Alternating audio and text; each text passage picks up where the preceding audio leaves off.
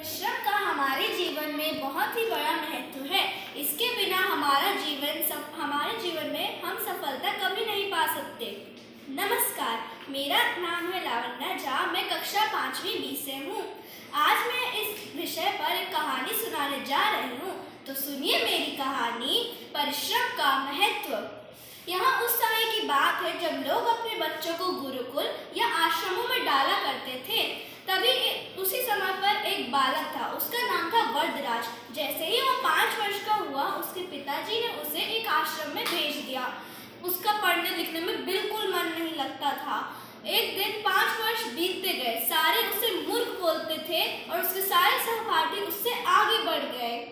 आखिर में गुरुजी ने उससे निराश होकर कहा, वरदराज, ये पढ़ना लिखना तुम्हारे बस की बात नहीं है। तुम अपने घर जाओ और वहाँ के काम काज संभालो।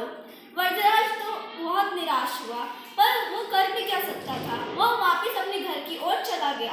अब उसे रास्ते में भूख प्यास लगाई थी। रास्ते में उसने एक कुआं देखा, जिसकी रस्सी से उसके पत्थर को रगड़ दिया था।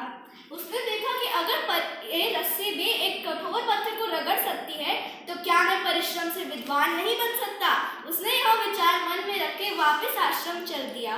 वहाँ गुरुजी ने बोला कि वरदराज, उन्होंने प्यार से बोला, वरदराज, क्या कुछ सामान छूट गया है।